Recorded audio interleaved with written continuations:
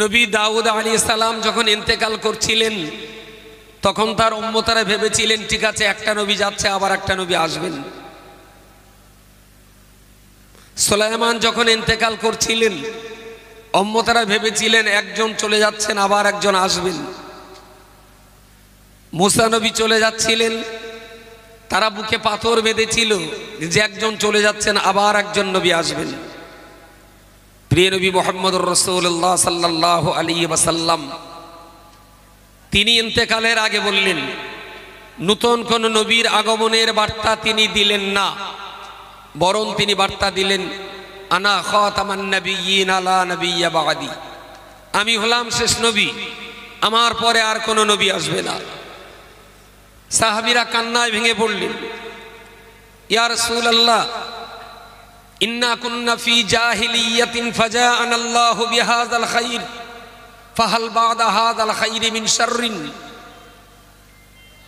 ইয়া আল্লাহর নবী বলুন, হযরতে হুযায়ফা রাদিয়াল্লাহু আনহু এই হাদিসটা বর্ণনা করে তিনি নবীকে জিজ্ঞেস করলেন, ইয়া রাসূলুল্লাহ ইন্না কুন্না ফি জাহিলিয়া, আমরা সবাই ছিলাম কঠিন অন্ধকার এবং অজ্ঞতার যুগে, আমরা ছিলাম ব্যভিচারী, আমরা ছিলাম খুনি আসামি, আমরা ছিলাম চোর ডাকাত, আমরা ছিলাম নারী ধর্ষণকারী, আমরা ছিলাম সমাজে শান্তি হরণকারী।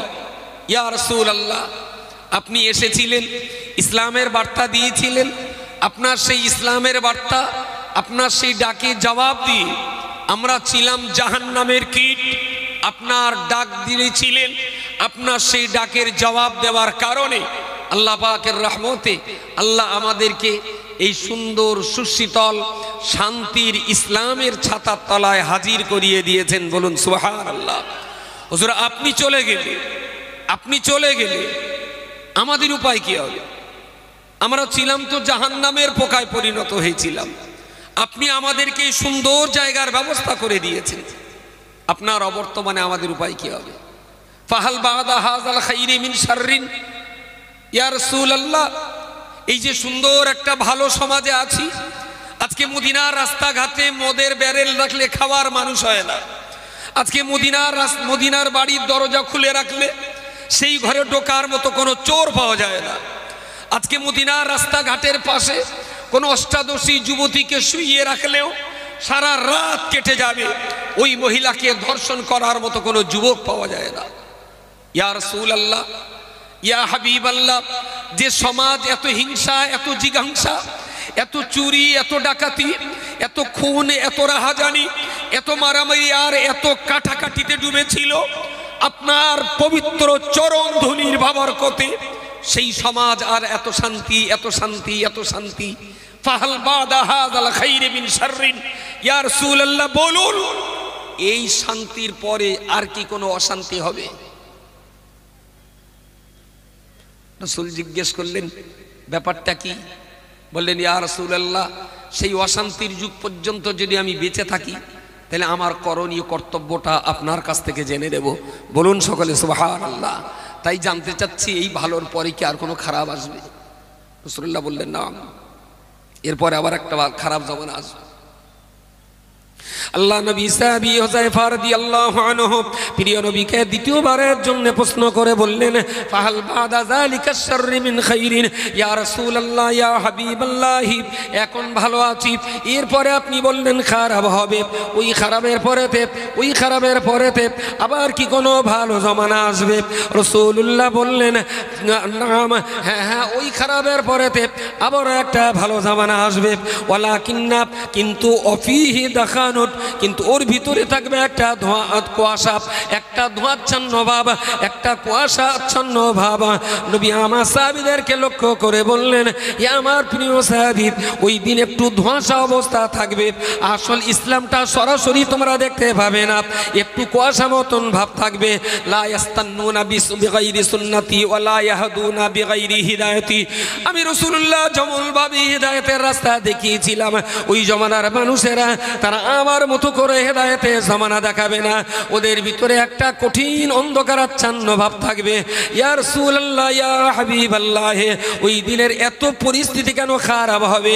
নবী আমার আবার বললেন, দুআতু আলা আবওয়াবি জাহান্নামা, ওই কঠিন অন্ধকার পাপের সময়তে এক শ্রেণীর মানুষেরা তারা জাহান্নামের দরজায় দাঁড়িয়ে দাঁড়িয়ে, ওরা জাহান্নামের দরজায় দাঁড়িয়ে দাঁড়িয়ে দুআতু আলা আবওয়াবি জাহান্নামা, পৃথিবীর মানুষ দিগকে জাহান্নামে যাওয়ার জন্য তারা আমন্ত্রণ জানাবে।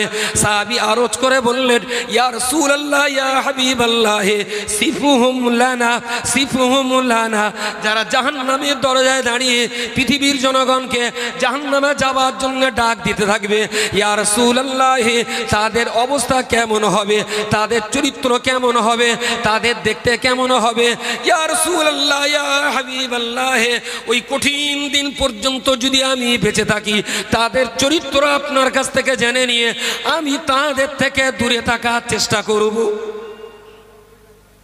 সিফুহুম লানা,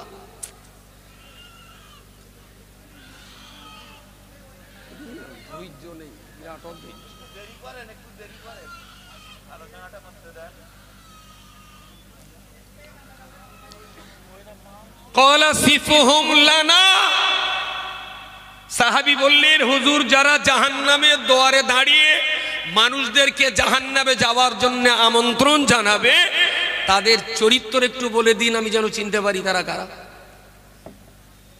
সমস্যা এই জায়গাটায়।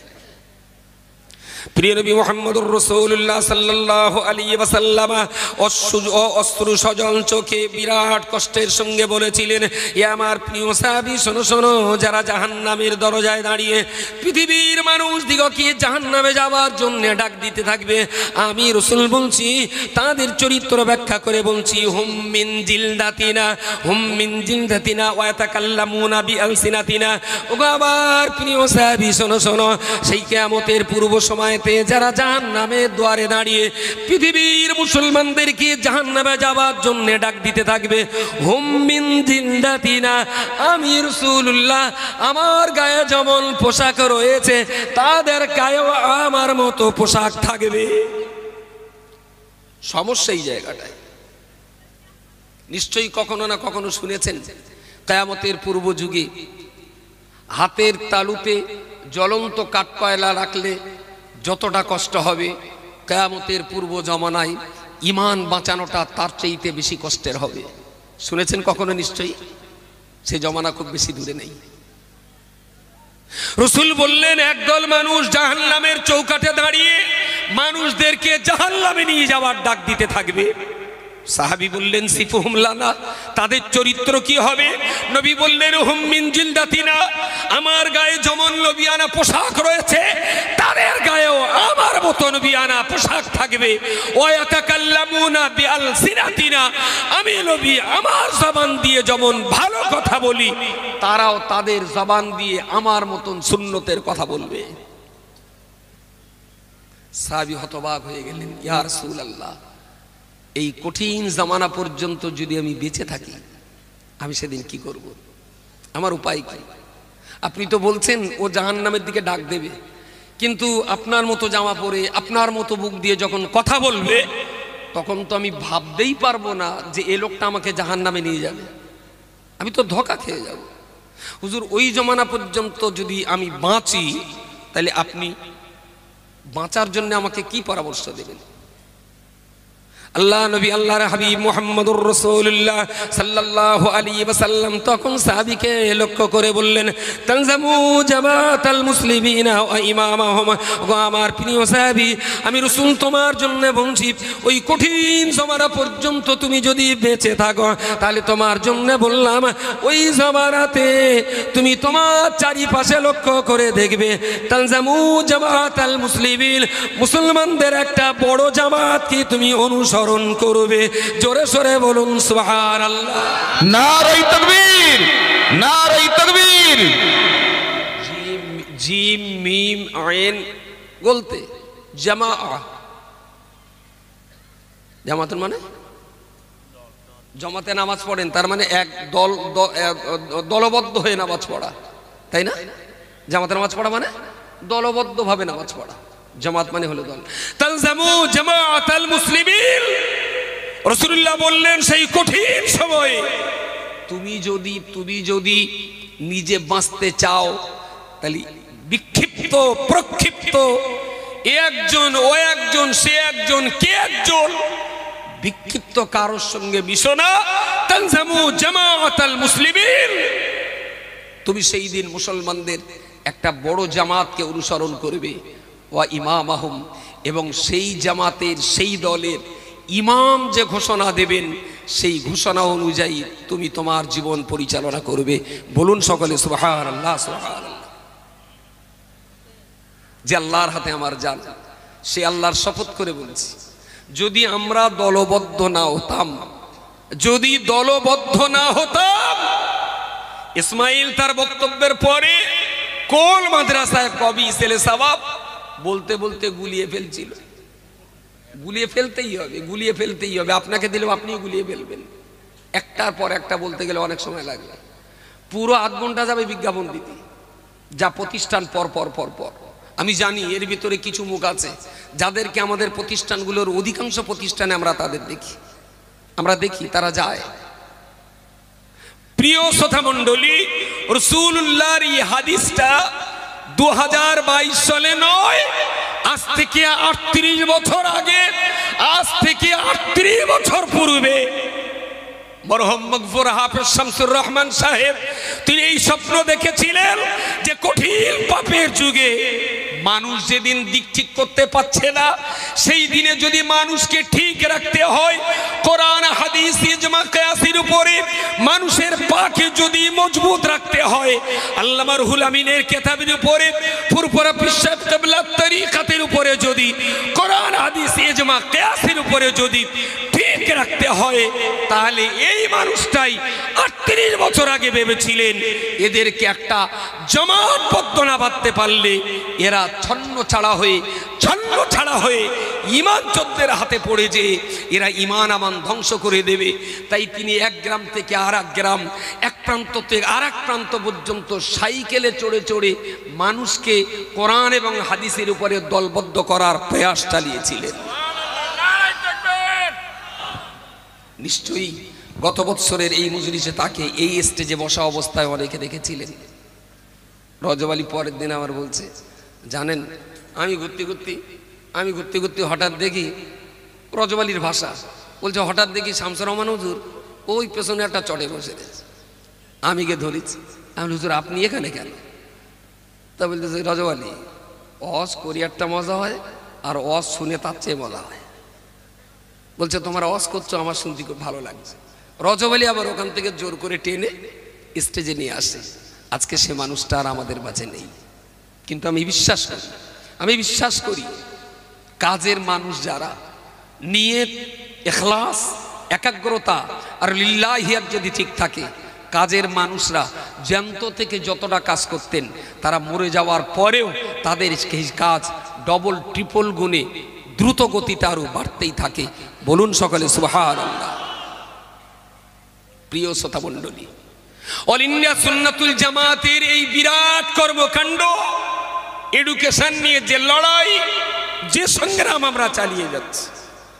কালকে এখানে এসেছিলেন পশ্চিমবঙ্গ নারী ও শিশু কল্যাণ দপ্তরের যিনি দায়িত্বে আছেন, চাইল্ড প্রোটেকশনের যিনি দায়িত্বে আছেন, ভদ্রমহিলার নামটা আমি ভুলে যাচ্ছি।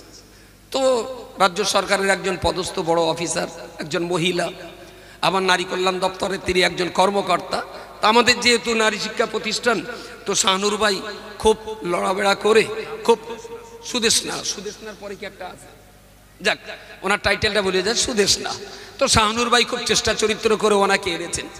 তা আমার মেয়েগুলো দেখে না, বাচ্চাগুলোকে বসিয়ে দিয়েছি ভিতরে, মেয়েগুলো বসিয়ে দিয়েছি, উনি বক্তব্য রাখছেন। তিনি বলছেন আমার জীবনের এই প্রথম সুন্দর একটা শান্তশিষ্ট পরিবেশ পেলাম। অনেকটা কথা বলেছেন। তা আমার একজন বলতে, ভাই লাভবে কখন? আমি এইতে এরম ভালো মজলিস তো পায় না, পেয়েছে জম্বের গেলা গিলতে আছে। এখন ওই লোকটার কেডা বলতেন লাভ দি বলবে, বলুক, মন খুলে একটু বলুক। ওদেরকে বসিয়ে রেখে আমি একটা ছোট্ট বাচ্চা ডেকে বললাম, কোচ একটু কোরআন শোনাতো। ওহ, বাচ্চাটার গলায় আল্লাহ টোন হতেছে। ওর যদি এখানে এখন কেরাত পড়াই, এর ভিতরে খদ্দের হয়ে যাবে, টানাটানি করবে। সামনে আনা যাবে না। দারুণ সুন্দরভাবে কেরাতময় হদর পড়েছে, নামাজে যেমন পড়া হয় হদর পড়েছে। আমার কাছে ছবিটা তোলা আছে। ও যখন কেরাত পড়ছে, ভদ্রমহিলাটা একভাবে ওর মুখের দিকে তাকিয়ে একভাবে, আমি ওই ছবিটাই তুলে রেখেছি। আজও কোরআন মরে যায়নি, আজও কোরআনের জাদু, আজও কোরআনের মুজিজা, আজও কোরআনের অলৌকিকত্ব, আজও কোরআনের ভাষ্য। ঢোল, তবলা, কাঁসি, বাঁশি, সানাই, একতারা, তেতারা, সেতারা, হাজার বাজনা দিয়ে কোকিল কণ্ঠী মহিলার গান গাওয়াবেন। উল্টো দিকে কোনো বাজনা ছাড়াই শুধুমাত্র একজন মহিলা খালি গলায় কোরআন শোনাবে। ওয়াল্লাযী নাফসি বিয়াদি, যে আল্লাহর হাতে আমার জান। আজও যদি চ্যালেঞ্জ করা হয়, লতা মঙ্গেশকরের গানের স্টেজের চাইতে কোরআন তেলাওয়াতের স্টেজের শ্রোতার সংখ্যা বেশি হবে। নারাই তাকবীর, নারাই তাকবীর। একটু স্লোগান, আল কোরআনের আলো, আরো জোরে, আল কোরআনের আলো। অল ইন্ডিয়া সুন্নাতুল জামাত মুফতি আব্দুল মাতিন সাহেব হুজুর, নারাই তাকবীর। আমি ভদ্রমহিলার, সবাই মেয়েটার দিকে তাকাচ্ছিল, আর আমি স্টেজের ওই কজরের দিকে তাকাচ্ছিলাম। দেখি ওর মুখ প্যানে, আমি বললাম ঘাড়ের দোষ হয়ে যাবে যে মহিলা একভাবে তাকিয়ে আছে। কোরআন শুনলে না, কোরআনের একটা মুজিজা, এর একটা অমরত্ব আজও পৃথিবীতে বেঁচে আছে, মরে যায়নি। প্রিয় শ্রোতামণ্ডলী, কেন অল ইন্ডিয়া সুন্নাতুল জামাতের এই লড়াই, এই সংগ্রাম? বিদায় হজের ময়দানে, বিদায় হজের ময়দানে ইন্নাকা আল-ইয়াওমা আকমালতু লাকুম দীনাকুম ওয়া আতমামতু আলাইকুম নি'মাতি ওয়া রাদিতু লাকুমুল ইসলাম দীনা। কোরআন নাজিল হয়েছে, কোরআন নাজিল হয়েছে। ওই বিদায় হজে আল কাসওয়া উটের পিঠে দাঁড়িয়ে খুতবা দিতে দিতেই কোরআনের আয়াত নাজিল হলো। জিবরাইল শুনিয়ে গেলেন, রাসূলুল্লাহ সেই আয়াতটাই খুতবার ভিতরে তেলাওয়াত করে সাহাবীদেরকে শোনালেন। আল-ইয়াওমা আকমালতু লাকুম দীনাকুম। রাসূলুল্লাহর 62 বছর বয়সে আরাফাতের ময়দানে জাবালে রহমতের পাদদেশে আল কাসওয়া উটের পিঠে দাঁড়িয়ে তিনি খুতবা দিতে দিয়ে যেই এই আয়াতটা তেলাওয়াত করলেন, আজকের দিনে আমি আল্লাহ তোমাদের জন্য আমার দ্বীন ইসলামকে পরিপূর্ণ করে দিলাম, সুবহানাল্লাহ। সমস্ত সাহাবীরা আল্লাহু আকবার ধ্বনিতে বিমোহিত করে তুললেন। ওয়া আতমামতু আলাইকুম নি'মাতি, আমার নিয়ামত আমি আমার বান্দার জন্য সুসম্পন্ন করে দিলাম। ওয়া রাদিতু লাকুমুল ইসলাম দীনা, আমি যে ইসলাম আমার বান্দাকে দিয়েছি, ওই ইসলামের প্রতি আমি আল্লাহ নিজেই সন্তুষ্ট আছি, সুবহানাল্লাহ বলুন। আচ্ছা, ইসলাম আল্লাহ আমাদেরকে দিয়ে, আল্লাহ তো সন্তুষ্ট, আপনারা কি ইসলাম পেয়ে সন্তুষ্ট না? তাহলে সুবহানাল্লাহর আওয়াজ যেন প্রমাণ করে দেয় যে আমরা সন্তুষ্ট, বলুন সুবহানাল্লাহ। মাশাআল্লাহ।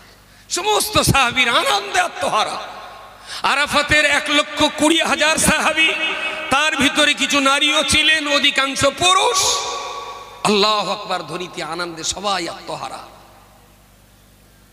ফুপিয়ে ফুপিয়ে কাঁদছিলেন সিদ্দিক আকবর আবু বকর রাদিয়াল্লাহু আনহু।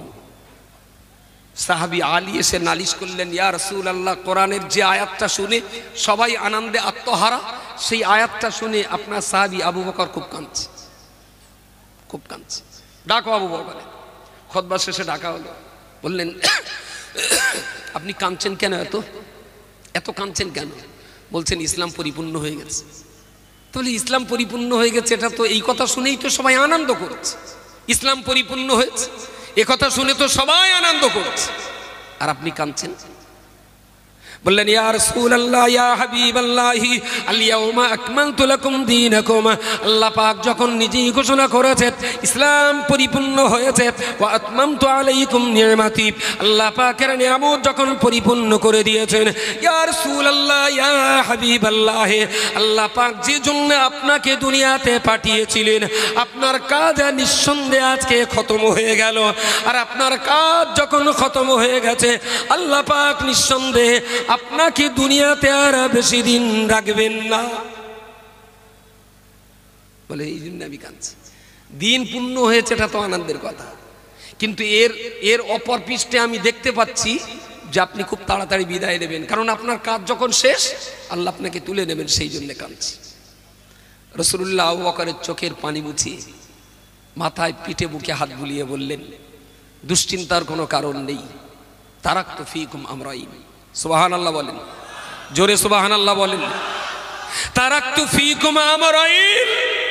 আবু বকর দুনিয়ার জীবনে চলা বলা ওঠা বসায় যখনই কোনো কাজ করবে তোমরা আমার কাছ থেকে জেনে যেমন কাজ করতে, আমি রাসূল ইন্তেকাল করে কবরে যাওয়ার পরে তোমাদের সেই জিজ্ঞাসার জবাব দেওয়ার জন্য তারাকতু ফীকুম আমরাইন কিতাবুল্লাহ ওয়া সুন্নতি, আমি তোমাদের কাছে আমার আদর্শ সুন্নাত রেখে দিলাম, আল্লাহর কালাম কোরআন রেখে দিলাম।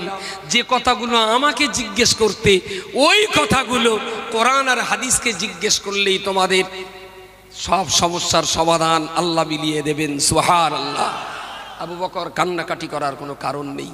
পৃথিবীর সবাই জন্ম নেয়, সবাই মরে যায়, আমিও একদিন চলে যাব দুনিয়া থেকে। অল ইন্ডিয়া সুন্নাতুল জামাতের কেন এই প্রচেষ্টা?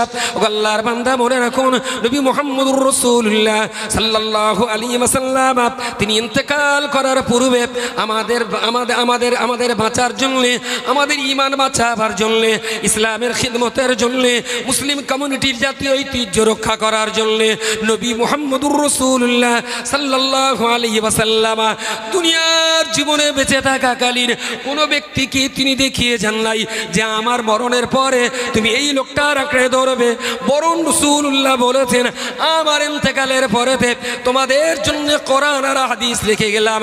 তারাকতু ফীকুম আমরাইনি লান তাদিল্লু মা তামাসসাকতুম বিহিমা কিতাবুল্লাহি ওয়া সুন্নতি, আল্লাহর কোরআন আর আমার সুন্নাত দুটো তোমাদের কাছে দিয়ে গেলাম। কোরআন হাদিস যদি বুকে জড়িয়ে ধরে বাঁচতে পারো, আমি রাসূল তোমাদিগের জন্য বলছি পৃথিবীর কোনো দল, কোনো গোষ্ঠী, কোনো ব্যক্তি তোমাদিগকে বিপদগামী করে জাহান্নামে নিয়ে যেতে পারবে না। কোরআন হাদিসকে জড়িয়ে ধরো ভাই। সেই কোরআন আর হাদিসকে জড়িয়ে ধরার জন্যে আচ্ছা, ও তো প্রতি বছর মান্না সালোয়ার তো একটা মামলা হয়, তো ওদিকে কান দেখো না, লাভ আছে? খাবো তো গাল দেতা, কানটাও দিক দিচ্ছেন কেন? যখন খাওয়া হবে তখন গাল দেবো না? গাল দিয়ে দেবো কেন? আর আমাদের এই খাদেমগুলো ওই রকম খাওয়ানোর জন্য করে মাথা ব্যস্ত। আমি বলি এদের একটু রাত করে খাওয়া দে, তাতে না হুজুর সকাল সকাল অনেক লোক আবার দূরের লোক বাড়ি টাড়ি যায়, সবার দুটো খাইয়ে দেবো। তো ওদের উদ্দেশ্য ভালো, কিন্তু আমাদের নিয়তের একটু গন্ডগোল আছে। মনে হচ্ছে 8টার সময় না গেলে পরে যদি ফুরিয়ে যায়, ওই ফুরিয়ে যায় চিন্তা করেই বলো মান্না সালোয়া বন্ধ হয়ে যায়। মুসানবী যেমন হয় না, মুসানবীর মান্না সালোয়া ওই ওই ওই ওই করেই বন্ধ হয়েছিল। খবরদার বলছি, বিশ্বাসের ভেতরে ভেজাল ঢোকাবেন না। রুজির মালিক ইনশাল্লাহ সবার হবে, টেনশনের কিছু নেই। আর ওই দিকটায় মুখ ফেরাবেন না। আপনি মুখ ফেরালেন আমার মনে হচ্ছে একটু দেখে আসি কি হচ্ছে, আলু ঝালটাল হয়েছে কি, একদম ওদিকে নেই, একাগ্র চিত্তে আমার দিকে তাকান। প্রিয় রাসূল তার অবর্তমানে তার জায়গায় তিনি দাঁড় করিয়ে গেলেন দুটো কিতাব, কোরআন শরীফ, হাদিস শরীফ। কোরআন আল্লাহর বাণী আর হাদিসেই আছে নবীর সুন্নাহ, এই দুটো আমাদেরকে দিয়ে গেলেন। আচ্ছা, বর্তমান যুগ জামানাতে এই দুটো কি হাই স্কুলে শেখায়, আইসিডিএসে শেখায়, প্রাইমারিতে বোখারি পড়ায় বলে, কেজি স্কুলে তাফসীরে কাশফ পড়ায়? এই দুটো তো একমাত্র মাদ্রাসাতেই পড়ানো হবে। আর পশ্চিমবঙ্গ নামীয় রাজ্যে গভর্নমেন্ট পরিচালিত সিনিয়র মাদ্রাসা যা আছে, ও নামে মাদ্রাসা, কোনো গালে সেলো বেলগাছ, তাই লোকে বলতো কোথায় যাচ্ছিস, না বেলতলায় যাচ্ছি। এখন সে বেলগাছ আননি, কিন্তু বেলতলাটা রয়ে গেছে। ওর নাম মাদ্রাসা, আগে সেলো, কোরআন হাদিস ওখানে ভালো যত্ন করেই পড়ানো হতো। এখন সিনিয়র মাদ্রাসায় ক্লাস 1 থেকে আর টাইটেল পর্যন্ত পড়ার পরেও আমি গ্যারান্টি দিতে পারি, শরীয়তে জায়েজ থাকলে রক্ত দিয়ে লিখে দেব, টাইটেল মাদ্রাসায়, সরকারি মাদ্রাসায় 1 থেকে টাইটেল পর্যন্ত পড়েও কোনো বাচ্চা মাগরিবের নামাজে ইমামতি করতে পারবে না। জোহর আর আসরে দিলি পড়ে দেবে, মাগরিব এশায় পারবে না। সেখানে নামে মাত্র কোরআন হাদিস, নির্যাস কিচ্ছু নেই। আর আজও পশ্চিমবঙ্গে এলমে দ্বীন, এলমে শরিয়ত, কোরআন হাদিস ফিকহ উসুলের যৎকিঞ্চিত জ্ঞান এখনো আমাদের মাঝে আছে। এটা বেসরকারি মাদ্রাসার অবদান, খারিজি বেসরকারি মাদ্রাসার অবদান, তা নাহলে সম্ভবপর নয়। আজ থেকে 13 বছর আগে কোনো ছেলের বাপ যদি মনে করতেন আমার ছেলেটার বেদব একটা মাওলানা বৌমা বাড়ি আনলো, কোনো লাইন ছিল? এখনো লাইন খুব ভালো না, লাইন একটু ক্যারাস আছে, তার মানে মাছের চেয়ে খদ্দের বেশি, তা কি করবো? আরে তো এমন না যে একটা তালেবি মাছ কেটে 3 জনের দেই যখন অভাব, যখন তাও তো কোনো লাইন নেই, এখনো চাপ খুব। কিন্তু এর পরেও বলছি বাঙালি জাতির নারী সমাজের দ্বীনি চাহিদা, নারী সমাজের দ্বীনি মুভমেন্ট, নারী সমাজের মসলা মাসাইলের চাহিদা, নারী সমাজের ইলমে শরিয়ত তরিকাতের চাহিদা পূরণ করার জন্য পশ্চিমবঙ্গে যারা প্রথম সবচেয়ে বড় ভাবনা ভেবেছে তারাই অল ইন্ডিয়া সুন্নাতুল জামায়াতের সৈনিক। এর পূর্বে অন্য কেউ ভাবিনি। এসেছে অনেক হোমরা চমরা, ভাবনাটা কেউ ভাবিনি। প্রিয় শ্রোতা মণ্ডলী, মনে রাখুন, আমি আপনাকে বলতে চাইছি ইসলাম যে দিন থেকে এসেছে সেই দিন থেকে ইসলামের শত্রুতা দুনিয়াতে ছিল। নবী মুসা যেমন ছিলেন তার এগেনস্টে আপনার ফেরাউন তেমন ছিলেন, নবী যেমন ছিলেন ইব্রাহিম তার এগেনস্টে নমরুদ তেমন ছিল, নবী যেমন ছিলেন মুহাম্মদুর রাসূলুল্লাহ তার এগেনস্টে আবু জেহেল আবু লাহাব তেমন ছিল। ইসলামের আন্দোলন যেমন হয়েছে ওই আন্দোলনকে স্তিমিত করে দেওয়ার জন্য ইবলিসের পক্ষ থেকে শত্রুতারও একটা দল ছিল। এটা কি নতুন কিছু? এটা নতুন কিছু না। আর এইটা হলো পৃথিবীর নিয়ম। আরে ঘুড়ি ঘুড়ি ঘুড়ি, আমি যে একটা ঘুড়ি ওড়াবো বলে দিলুম বাতাস, তুমি যেন আমার ঘুড়িতে লাগবা, না লাগলে আমার ঘুড়ি ছিঁড়ে যেতে পারে। আচ্ছা, কেউ যদি বলে বাতাসের ভয়তে ঘুড়ি ছিঁড়ে যাবে, এই ভয়তে যদি বাতাস লাগতে বারণ করে, তা ঘুড়ি তৈরি করে সে কি পাস হয়ে যাবে? ও ঘুড়ি কোনোদিন প্যান্ডেলের উপরে উঠবে? বাতাসের সঙ্গে ঘুড়ির যত ঝগড়া হয়, ঘুড়ি তত। অল ইন্ডিয়া সুন্নতুল জামাতের সঙ্গে আজও যারা শত্রুতা করে, ওই নাবাল্য কডার, ওই আবাল কডার এই জ্ঞানটা আজও হলো না, এই জ্ঞানটা আজও হয়নি। জ্ঞান যদি হতো তাহলে একটু সাবধানতা অবলম্বন করতেন। প্রিয় শ্রোতা মণ্ডলী, মনে রাখুন, আমার আপনার নবী মুহাম্মদুর রাসূলুল্লাহ সাল্লাল্লাহু আলাইহি ওয়াসাল্লাম তিনি যখন ইসলাম ধর্ম মক্কা মুআজ্জামায় প্রচার করছেন, ওই রকম অবস্থাতে রাসূলুল্লাহর এই দিন প্রচারের সংবাদ একজন নওজওয়ান যুবক ছেলেটার কানে পৌঁছে গেল। ওই ছেলেটা অন্য কোনো ছেলে নয়, ও ছেলেটা ছিল উমাইরের পুত্র মুসআব। উমাইরের পুত্র মুসআব, ওর কানে সংবাদটা পৌঁছে গেল। মুসআব কেমন ছিল? ও ছিল বাবা আমার একমাত্র সন্তান। মুসআব কেমন ছিল? আরব দেশের ভিতরে সবচেয়ে দামি কাপড়ের জামা মুসআব ব্যবহার করত। মুসআব কেমন ছিল? ইয়ামানের সবচেয়ে দামি জুতোটা মুসআব ব্যবহার করত। মুসআব কেমন ছিল? তুর্কি সবচেয়ে দামি কম্বলটা মুসআব ব্যবহার করবে। মুসআব সকালে যে জামা পরবে, দুপুরের পরে নতুন জামা পাল্টে আবার পরবে। মুসআব আজকে যে জুতো পরবে, আগামীকাল আর এক নতুন জোড়া জুতো পরবে। মুসআব এত দামি সুগন্ধি ব্যবহার করত। আরব দেশের ভিতরে মুসআবের মতো এত দামি সুগন্ধ কেউ ব্যবহার করত না। বাবা মার একমাত্র সন্তান মুসআব, তার কানে আওয়াজ এসেছে লা ইলাহা ইল্লাল্লাহ মুহাম্মাদুর রাসূলুল্লাহর বার্তা। মুসআব বলে, সবাই যখন বলছে এরকম একটা কেস, একটু দেখি না ব্যাপারটা কিরকম। তা কোথায় আছেন, কি বৃত্তান্ত, কোথায় গেলি দেখা হবে। তো সংবাদ দিলেন যে দারে আরকানে, ওদের ভাষায় বলছি, ঠিক যে ভাষায় মুসআবকে বলা হয়েছিল সেই ভাষায় বলছি, দারে আরকানে মোহাম্মদ তার লোকজন নিয়ে বসে আছে। মুসআব, তুমি যদি ওখানে যাও তোমার সঙ্গে দেখা।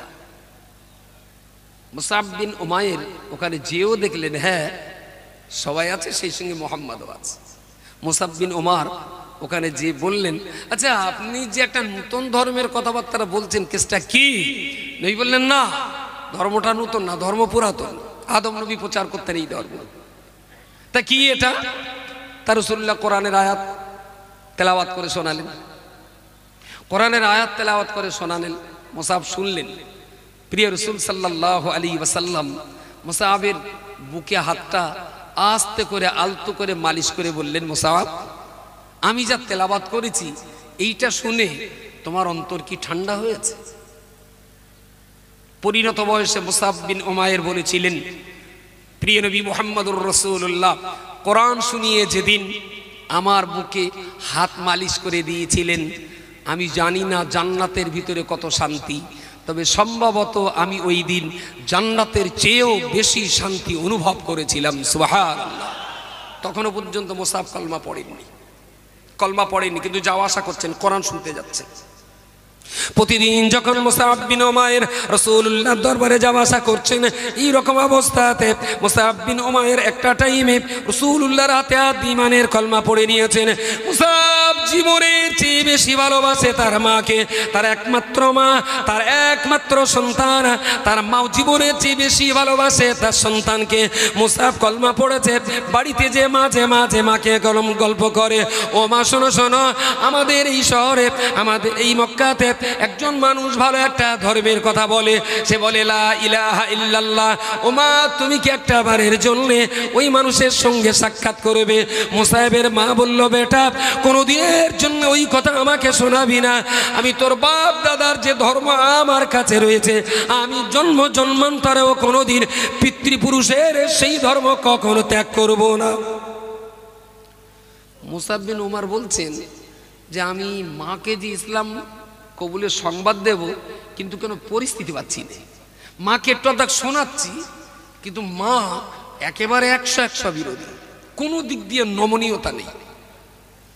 মাকে আমি শোনাতে পারছি না, বারবার বোঝাবার চেষ্টা, জমা তা তুমি একবার যাও না, লোকটার একবার দেখো না, কি বলে একটা শোনো না। বলছে, শোন, তোর দাদুরা তোর বাবারা যা করে গেছে এর বাইরে আমি আর কিছু ভাবতেই চাই না, সব কথা কাটিয়ে দিল। মুসাব বিন উমায়ের এখন খুব চিন্তায় পড়ে গেছেন, এদিকে নবী, ওদিকে মা। যদি মাকে জানাই, তা মা বলবে নবীকে ছাড়, আমি এখন কি করব? আর এই চোরের মতো করে এই কলমাটা আমি আর কতদিন ধরে নিজের ভিতরে পুষে রাখবো, আমি বলতে পারছি না। মুসাব বিন উমায়ের মা, ভদ্রমহিলার নামটা আমি ভুলে গেছি, আরবীয় নাম তো সম্ভবত মাসিহা না কি নামটা হবে। মা একজন গুপ্তচরকে ডেকে বললেন, কচি, আমার ছেলের বলবাক্কি যেন একটু অন্য রকম। লোকটার নাম ছিল ওসমান বিন তলহা। তিনিও এককালে মুসলমান হয়েছিলেন অনেক পরে। তাকে ঠিক করলেন যে তুমি একটু আমার ছেলের মতিগতিটা লক্ষ্য করো দিন, আমার ছেলের মতিগতিটা কেমন এখন।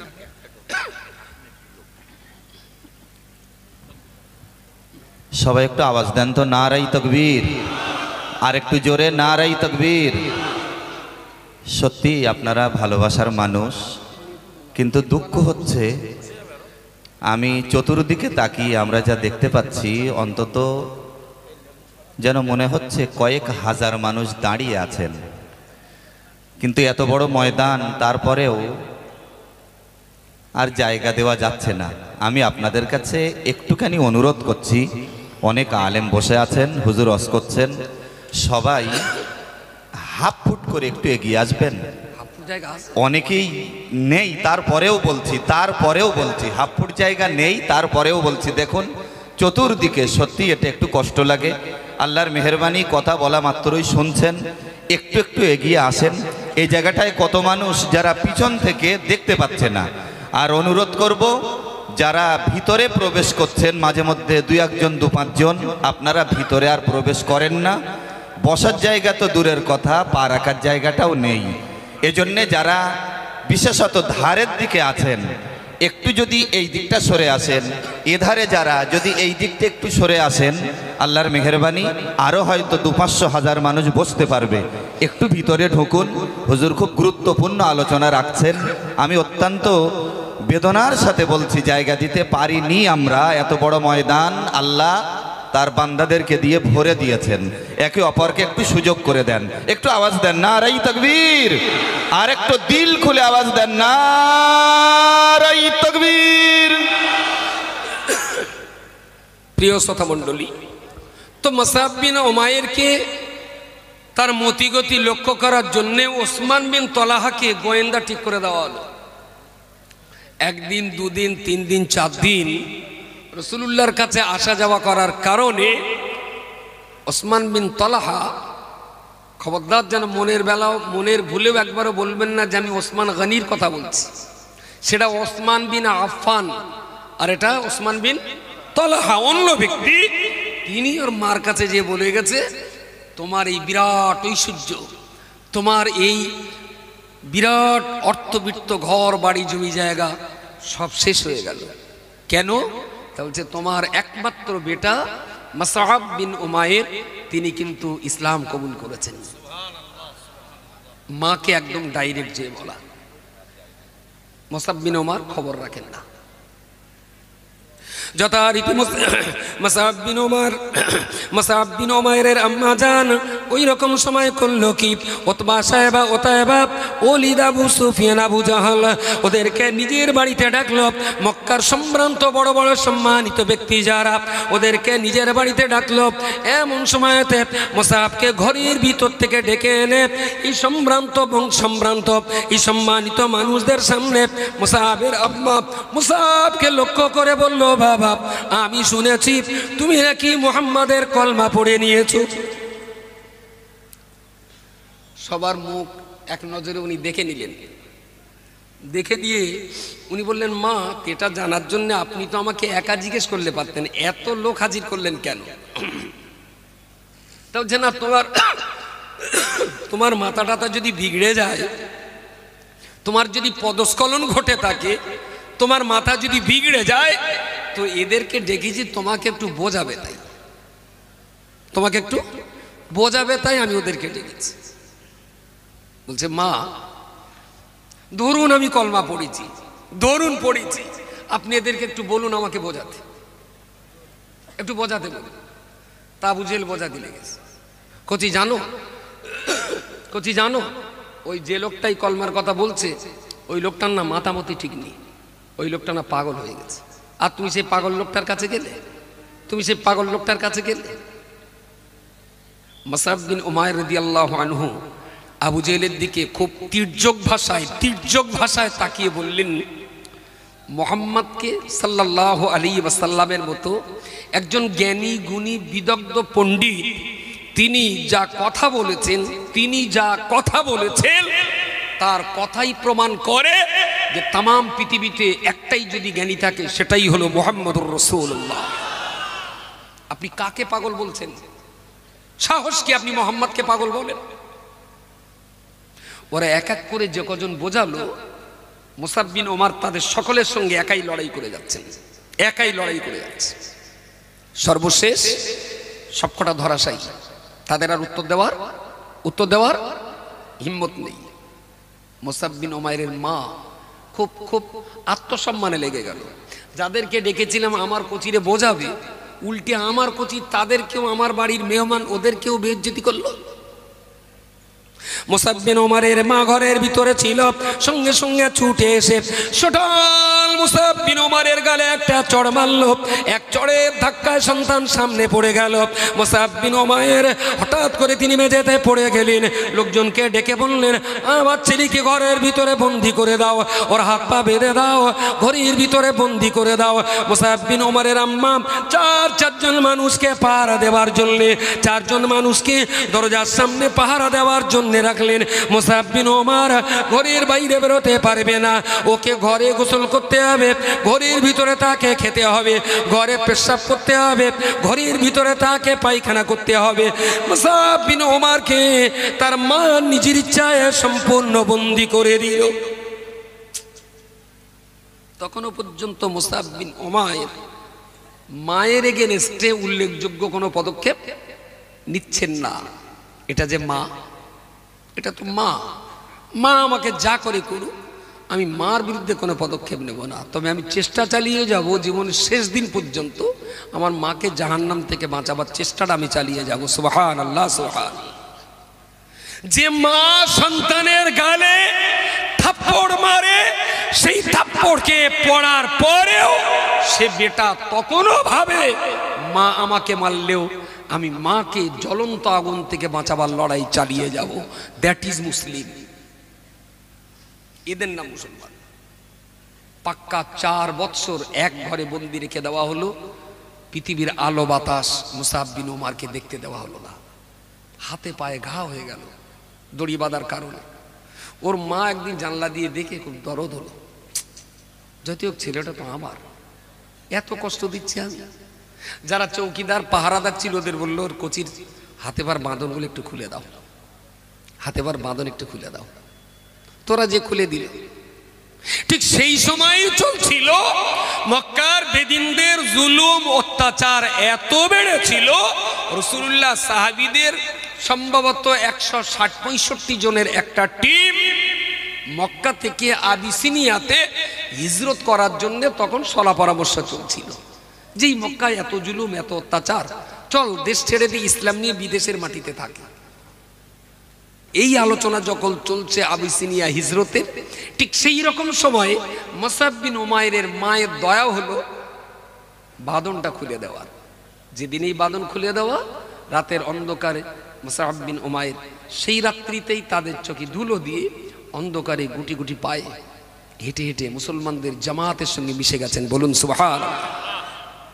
এসে তো রাসূলুল্লাহকে জড়িয়ে ধরে কান্না, ইয়া রাসূলুল্লাহ আর 4টে বছর আপনার চেহারা দেখতে দেয়নি আমার মা। হুজুর আমার একটা ব্যবস্থা করুন, আমি যেন স্বাধীনভাবে একটু দিন মানতে পারি। বললেন তুমি এই দলের সঙ্গে তুমি আবিসিনিয়াতে, আবিসিনিয়া যাকে এখনকার ভাষায় বলা হয় হাবশা, বর্তমান কি নাম ওই দেশটা, কি প্যালেস্টাইন হবে হয়তো, যাই হোক ওখানেই হিজরতে মুসআব বিন উমার চলে গেলেন। সেখানে থাকলেন বছরের অধিক কাল।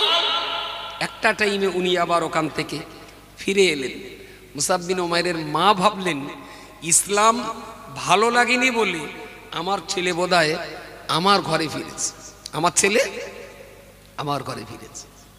আরে যে মুসআব বিন ওমরের বাবার কয়েক হাজার বিঘে ছিল খেজুরের বাগান, যে মুসআব বিন ওমরের বাবার ছিল কয়েক হাজার উট আর ঘোড়া, উট আর ভেড়া, দুম্বার পাল, যে মুসআব বিন ওমর সমাজের সবচেয়ে সুন্দর পোশাক পরে বেড়াতো, যার জুতো যার জামা অন্য মানুষেরা অনুকরণ করত।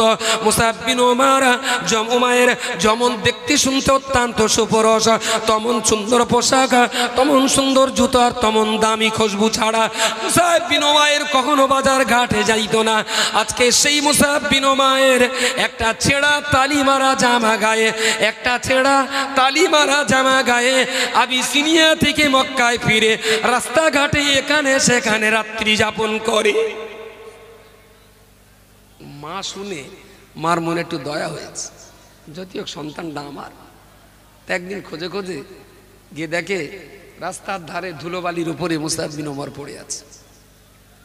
মা জি ডেকে বললেন মুসআব, বললেন জি আম্মু তুমি ভালো আছো? মার দেখে খুব কাঁদলো, হায় রে মুসআব তোর গায়ে থাকবে সোনার পোশাক, আজকে তুই ধুলাইয়ের উপরে শুয়ে রয়েছিস। তোর নিচে থাকবে, পিঠের নিচে থাকবে রাশিয়ান তোশক, তোর পায়ে থাকবে ইয়ামানি জুতো, তোর গায়ে থাকবে আরবীয় জামা, তোর দেহ থাকবে তুর্কির দামি সুগন্ধি। তুই আজকে ফুটপাতের নাগরিক হয়ে গেলি মুসআব, তুই একটা বারের জন্য ভাববি না। আল্লাহ নবীর প্রিয় সাহাবী মুসআব বিন উমাইর ওই রকম সময়েতে মায়ের কপাল চুম্বন করে বললেন ও মা গো মা, একটা বারের জন্য তুমি ইমানের কলমাটা পড়ে এই ধুলোবালিতে একবার শুয়ে পড়ে দেখো। এ ধুলোর ভিতরে আমি আল্লাহর জান্নাতের সুগন্ধ অনুভব করতে চলেছি। জোরে সরে বলুন সুবহানাল্লাহ। ও মা, ইসলামের গ্রহণের আগে অনেক দামি পোশাক আমি পরেছিলাম, অনেক দামি খুশবু আমি মেখেছিলাম, অনেক দামি জুতো আমি পরেছিলাম, জীবনে কোনো দিনের জন্য জান্নাত চোখে দেখতে পাইনি। যেদিন থেকে দামি পোশাক, দামি বাড়ি, দামি জুতো আর দামি সুগন্ধি ছেড়ে দিয়ে ইসলামের কলমা পড়ে আমি ফকিরের পেশে ধুলোবালিতে যখন শুয়ে পড়ি, প্রতিদিন রাতে শুয়ে আল্লাহর জান্নাতের সঙ্গে আমার দিদার নসিব হয়ে যায়। আমার মা আমার এই ছেঁড়া জামাটা তুই একবার গায়ে দিয়ে শুয়ে দেখ মা কি মজা এর ভেতরে। মা অত্যন্ত কঠোর, বিরাট কঠোর।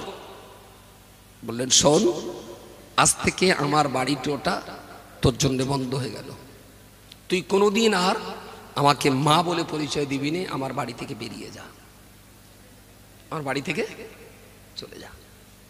ইতিমধ্যে প্রিয় রাসূল সাল্লাল্লাহু আলাইহি ওয়াসাল্লাম হিজরত করার জন্য তিনি প্ল্যান পরিকল্পনা ঠিক করছেন, কবে কিভাবে যাওয়া যাবে। তখনই হিজরত করেননি। মুসআব বিন ওমর বলছেন যে প্রতিদিন যখন মুসলিমদের উপরে জুলম, অত্যাচার, নির্যাতন প্রতিদিন যখন বাড়ছে, আরে মায়ের দায়িত্ব থেকে মা যখন আমাকে ছুটি দিয়ে দিয়েছেন, তাহলে মায়ের খেদমতের হক আল্লাহ আমাকে আর কিয়ামতের দিন কৈফিয়ত করবেন না। মা তাড়িয়ে দেওয়াটাই মুসআব বিন ওমরের বিরাট সুযোগ হয়েছে। বললেন আগে তো মক্কা ছেড়ে দূরে কোথাও থাকি, তারপরে দেখা যাবে। মরুভূমিতে, পাহাড়ে মুসআব বিন ওমর কখনো ঘাস খেয়ে, ঘাস কখনো ঘাস চিবিয়ে খেয়ে রাত কাটাচ্ছেন, কখনো বালুতে, কখনো পাথরে। শুনতে শুনতে একদিন কান আওয়াজ পৌঁছে গেছে তার কানে যে রাসূলুল্লাহ হিজরত করে মদিনাতে চলে গেছে। মুসআব বিন ওমর চেনে না মদিনার রাস্তা, নেই কোনো সঙ্গী সাথী, নেই কোনো পথ দেখানোর মালিক, নেই কোনো পয়সা করি। মরুভূমির রাজপথ, মরুভূমির বালু আর পাথরের কুচির পথ, বিরাট রাস্তা অতিক্রম করতে হবে। মুসআব বিন ওমরের তেষ্টার গলা ভিজানোর জন্য এক বোতল পানিও মুসআব বিন ওমরের কাছে নেই। বেরিয়ে গেছেন মদিনার এগুলি সেগুলি যেতে একদিন মসজিদে নববী পর্যন্ত পৌঁছে গেছে। ঠকঠক করে কাঁপতে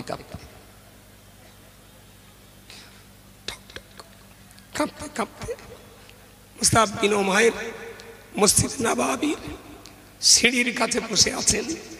নামাজ পড়তে হবে, কিন্তু নামাজ পড়তে গেলে তো হাঁটু ঢাকাটা ফরজ।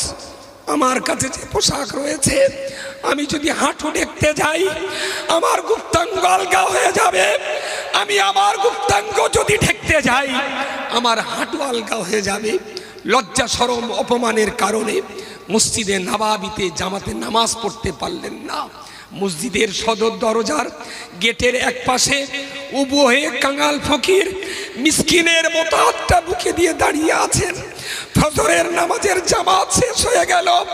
প্রিয় নবী মুহাম্মদুর রাসূলুল্লাহ সাল্লাল্লাহু আলাইহি ওয়াসাল্লাম মসজিদ থেকে যখন বেরিয়ে আসছেন, মুসআব বিন ওমর দাঁড়িয়ে বললেন আসসালামু আলাইকা ইয়া রাসূলুল্লাহ। রাসূল পাক সাল্লাল্লাহু আলাইহি ওয়াসাল্লাম মুসআবের গলার আওয়াজ শুনে বুঝতে পেরেছেন, হতবাক হয়ে, আতঙ্কিত হয়ে, বিরাট উৎকণ্ঠা নিয়ে জিজ্ঞেস করলেন হাল আনতা মুসআব, তুমি কি সেই মুসআব? বললেন নাম ইয়া রাসূলুল্লাহ, আমি সেই রাজ পরিবারের সন্তান মুসআব। রাসূলুল্লাহ বুকের মাঝখানে জড়িয়ে ধরে বললেন, ওগো মুসআব, তোমার গায়ে থাকতো মক্কার সবচেয়ে দামি কাপড়ের জামা, তোমার পায়ে থাকতো ইয়ামানের সবচেয়ে দামি জুতো, তোমার গায়ে সেই রাজ পোশাক কোথায় গেল? বললেন ইয়া রাসূলুল্লাহ, সেদিনকার সেই রাজ পোশাকের ভিতরে আমি জান্নাতের জাহান্নামের দুর্গন্ধ পেতাম, আজকে আমি ছেঁড়া পোশাকের ভিতরে আল্লাহর জান্নাতের সুগন্ধ প্রতিদিন পেয়ে চলেছি। নারায়ে তাকবীর, নারায়ে তাকবীর, অল ইন্ডিয়া সুন্নাতুল জামাত। প্রিয় নবী মুহাম্মদুর রাসূলুল্লাহ সাল্লাল্লাহু আলাইহি ওয়াসাল্লাম মুসআব বিন ওমরকে আপনার আলে সুফাদের জায়গায় নিয়ে যাওয়া হলো। সেই জায়গার অন্যদের সঙ্গী করে দেওয়া হলো। ওগো, তোমাদের কারো যদি এক টুকরো কাপড় বেশি থাকে, ওই কাপড়টুকু দিয়ে মুসআবের ইজ্জতটুকু ঢাকার ব্যবস্থা করে দাও।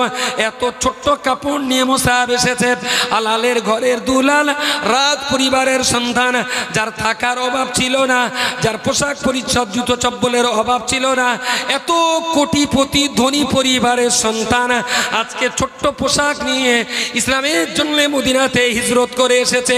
ও হাঁটু দেখতে গেলে নাভির নিচে চলে যায়, নাভি দেখতে গেলে হাঁটু আলগা হয়ে যায়।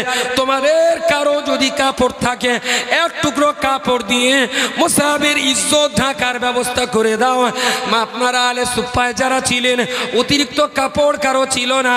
একজন সাহাবী বললেন, ইয়া রাসূলুল্লাহ, ইয়া হাবিবাল্লাহ, আমার একটা আরবীয় জুব্বা রয়েছে, ওই জুব্বাটা হাঁটুর চাইতে খানিকটা নিচে আছে। ইয়া রাসূলুল্লাহ, আমি আমার বাড়তি জামাটুকু ছিঁড়ে দিলাম। মুসাহাব এই কাপড়টুকু খাজুরের পাতা দিয়ে সেলাই করে সে তার হাঁটু আর নাভি ঢাকার চেষ্টা করতে পারে। অন্যের জুব্বার বাড়তি জামাটুকু কেটে দিয়ে খেজুরের পাতা দিয়ে সেলাই করে মুসআব বিন উমাইরের ইজ্জত ঢাকা হলো। ছিল তো রাজ পরিবারের সন্তান, কি অভাব ছিল তার? কিছুই তো অভাব ছিল না। প্রিয় শ্রোতা মণ্ডলী, মনে রাখুন, নবী মুহাম্মদুর রাসূলুল্লাহ সাল্লাল্লাহু আলাইহি ওয়াসাল্লাম আসহাবে সুফফায় তার থাকার জায়গা দিলেন। প্রতিদিন সময় মতো নামাজ পড়বেন। সাহাবীদের ভিতরে অনেকে এমন ছিল যাদের নিচের অংশ থাকলেও গায়ে দেবার কিছু ছিল না।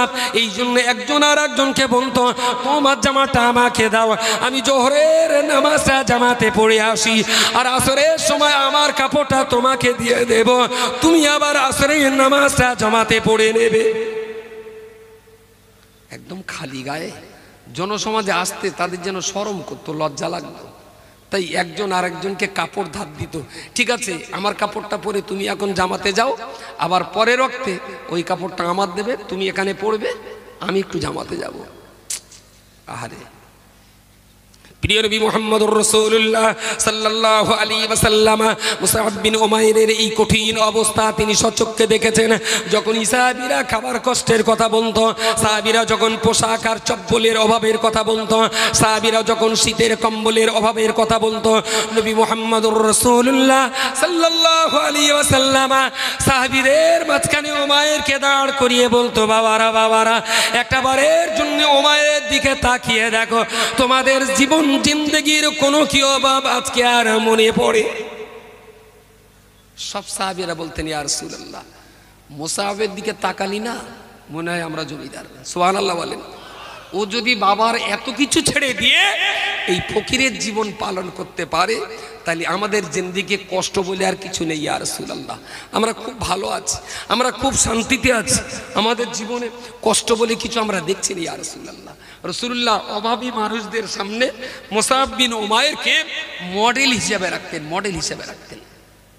ওহদ যুদ্ধের একটা টাইমে প্রিয় রাসূল সাল্লাল্লাহু আলাইহি ওয়াসাল্লাম যুদ্ধের দ্বিতীয় রাউন্ডের অত্যন্ত ভয়ঙ্কর নাজুক পরিস্থিতির মাঝখানে যুদ্ধের পতাকাটা রাসূলুল্লাহ মুসআব বিন উমাইরের হাতে দিয়ে বললেন, তোমাকে যুদ্ধ করতে হবে না, পতাকাটা উঁচু করে দাঁড়াও, পতাকা উঁচু করে দাঁড়াও।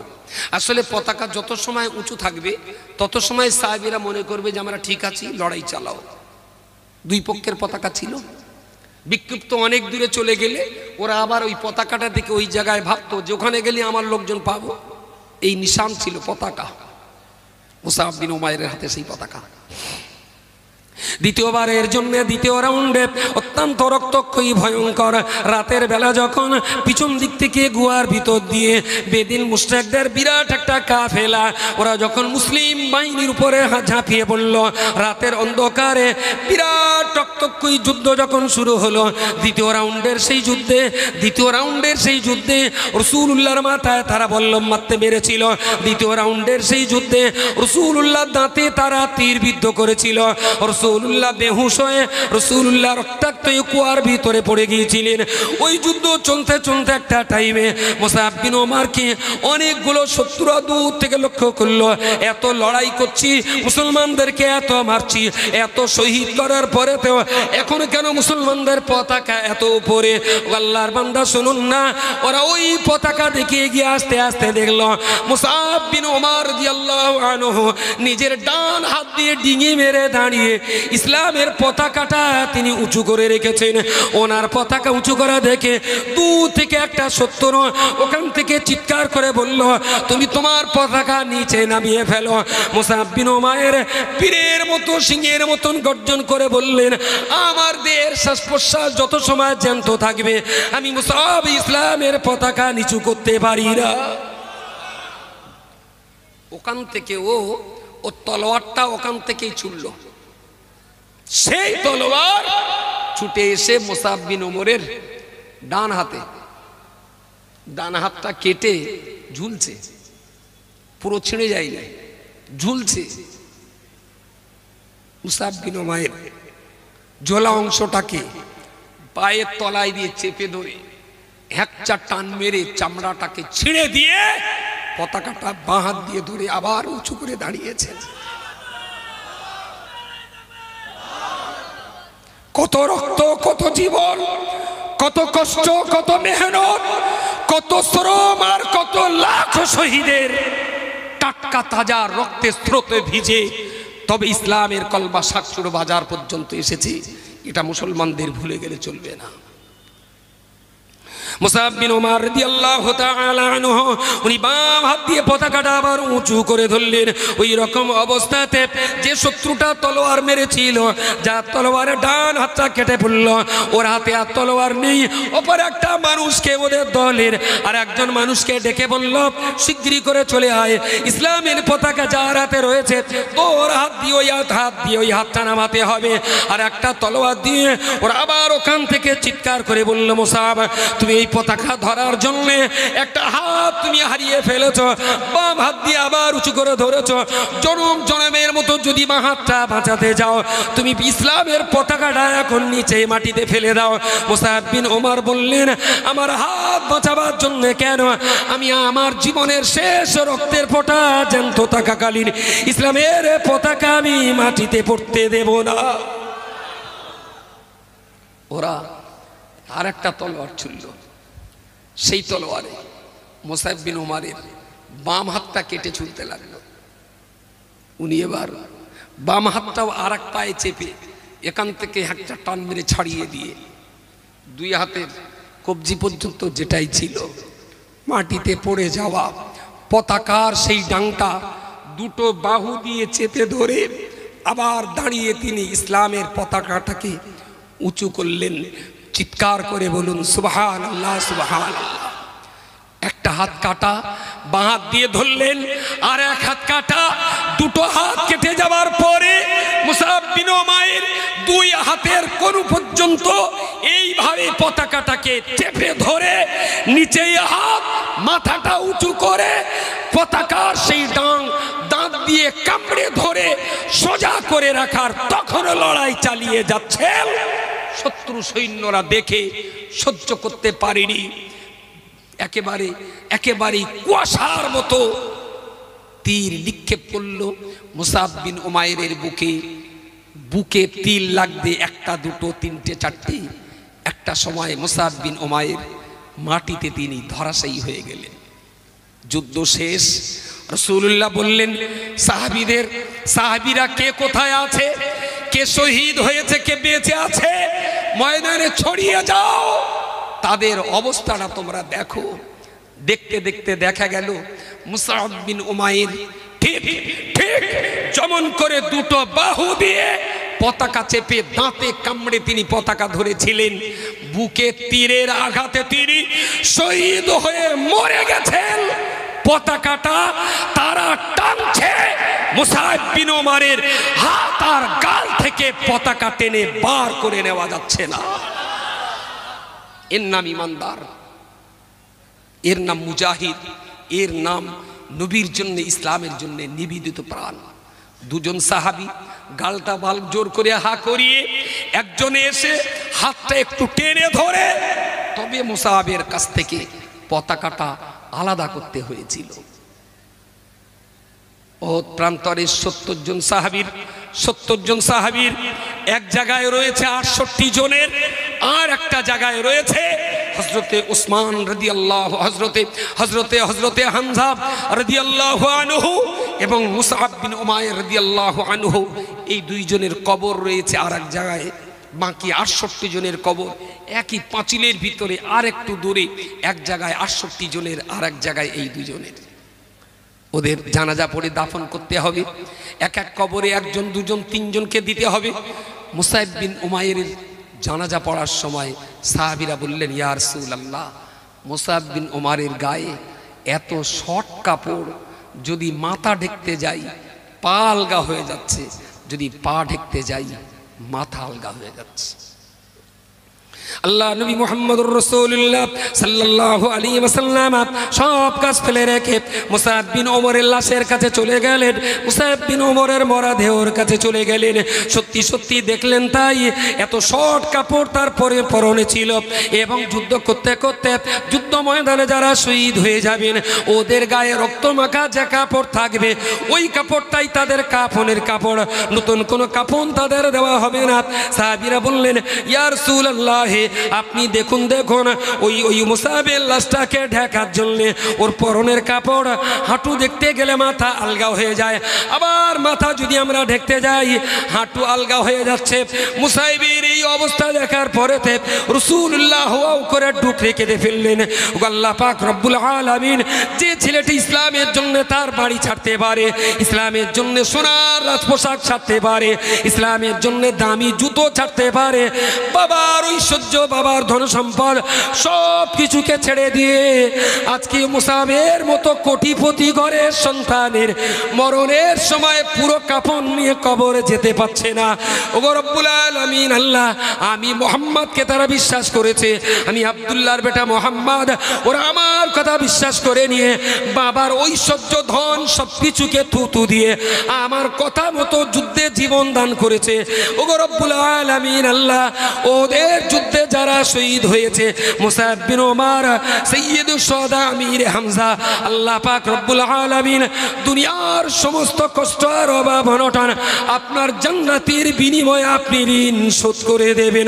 জোরে জোরে বলুন সুবহানাল্লাহ।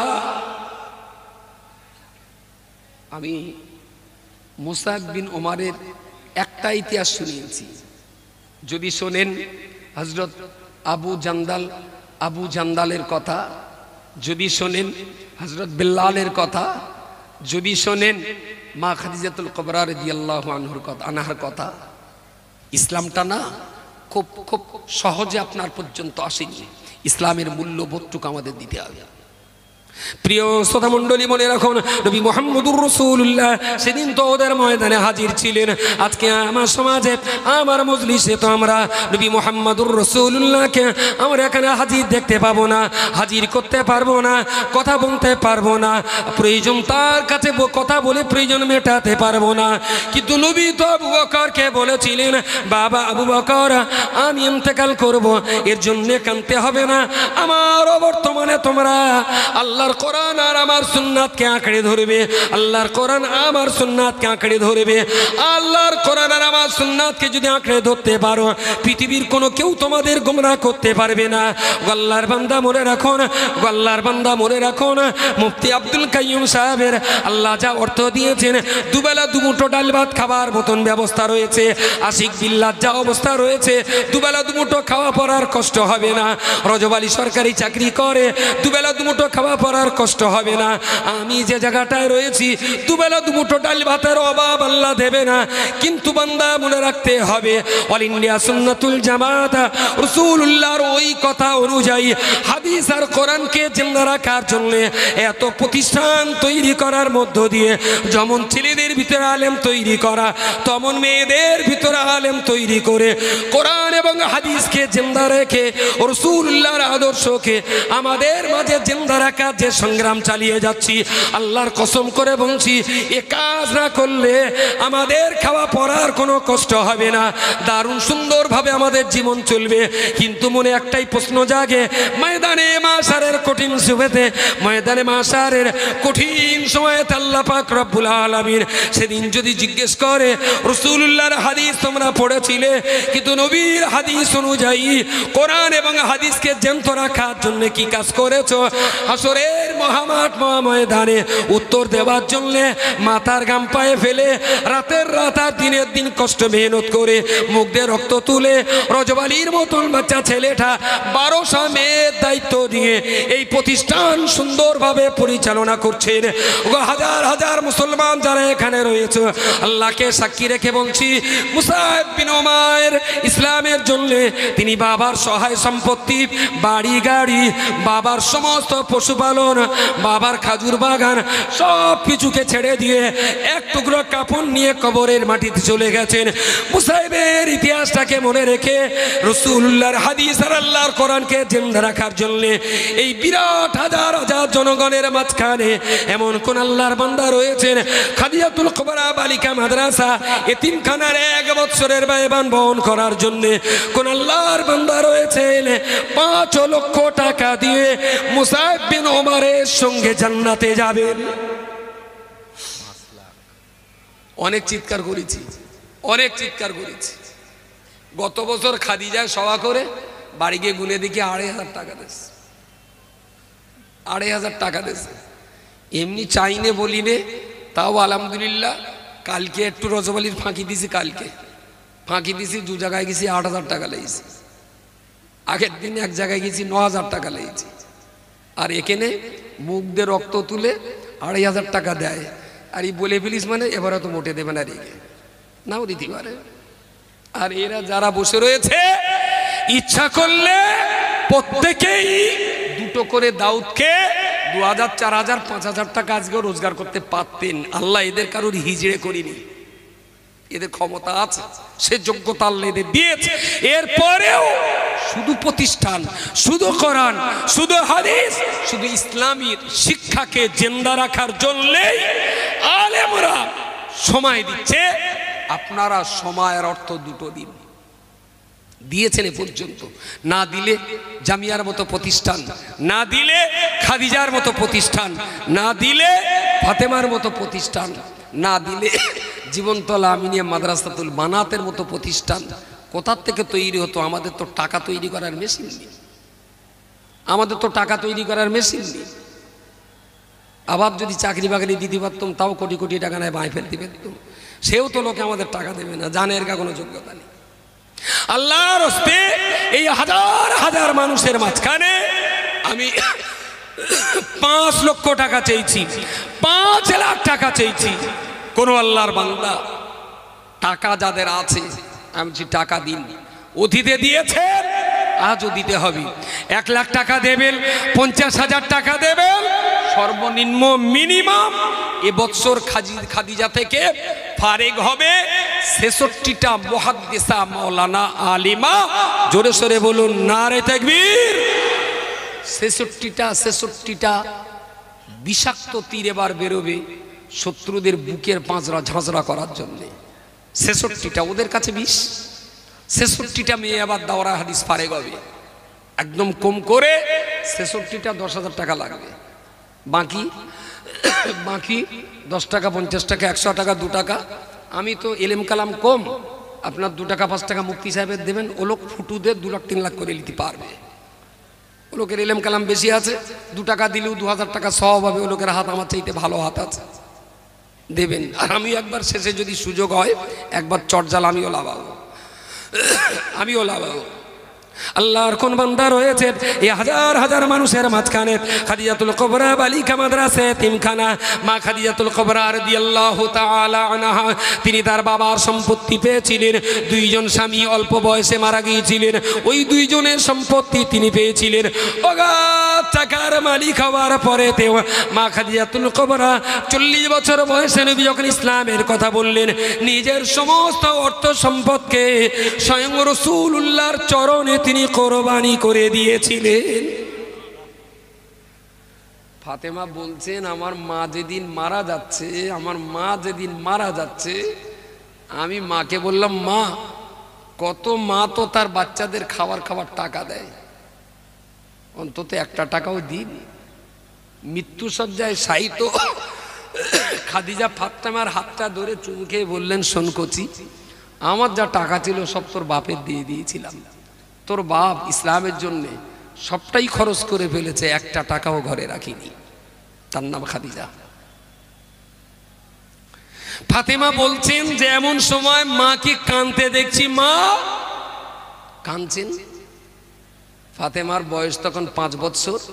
খাদিজা যেদিন ইন্তেকাল করছেন, কাঁদছেন কেন? বলছে তোর আব্বাকে একটু ডাক, আমি একটু কথা বলবো। বলছে কি বলবেন বলুন। বলছে তোর আব্বা, আমার যে অবস্থা, আমার বাড়ি তো আর কিচ্ছু নেই, আমি যে কাপড়টা নিয়ে কবরে যাব, সেই কাপড়টাও তোর বাপ আমার বাড়িতে রাখেনি, সেও আর এক গরিবকে দিয়ে গিয়েছে। তা তোর আব্বা যে জামার উপরে আরবীয় ওই যে আবা বলে, ওকে আবা, ঢিলা ঢালা একটা পাতলা কাপড় পরে না জামার উপরে, বললো তোর আব্বার একটু বলে দেখ, তোর আব্বা গারে হেরায় যেদিন কোরআন নাজিল হয়েছিল, সেই দিন তোর আব্বার গায়ে যে আবাটা ছিল, আলখাল্লাটা ছিল, তোর আব্বাকে বলে দেখ জীবনের আমার এই খেদমতের বিনিময়ে ওই কাপড়টা আমার কাপন হিসাবে তোর আব্বা কি দেবে। খাদিজার অভাব কি কম ছিল? খাদিজার অর্থবিত্ত কি কম ছিল? বাবার কাছ থেকে পেয়েছেন, 2টা স্বামীর কাছ থেকে পেয়েছেন। আজকের দিনে টাটা, বিড়লা, রিলায়েন্স, গোয়েঙ্কা, আদানি, আম্বানি সবকটা কোম্পানির টাকা এক জায়গায় করলে যা হবে, 1400 বছর আগে মা খাদিজার টাকা এক জায়গায় করলে এদের চাইতে খাদিজার টাকা বেশি হবে, বেশি হবে। সেই খাদিজা সমস্ত কিছু ইসলামের জন্য দিলেন। আর মরণের সময় স্বামীর ব্যবহার করা গায়ের আলখাল্লাটা আবদার করছেন মেয়ের কাছে, তোর আব্বাকে একটু বলে দেখ, তোর আব্বার ওই গায়ের জামাটা আমার একটু দেয় কি। এত কিছু ইসলামের জন্য দিয়েছি, এরপরেও আমার ভয় হয়, এরপরেও ভয় হয় কবর আমার সঙ্গে কি ব্যবহার করবে। তো তোর আব্বার গায়ের আলখাল্লাটা আমি জড়িয়ে কবরে যাব, আমি আশাবাদী তোর আব্বার এই জামার ইজ্জতের খাতিরে কবর আমার সঙ্গে ভালো ব্যবহার করবে। সুবহানাল্লাহ, সুবহানাল্লাহ। কোন খাদিজার নামে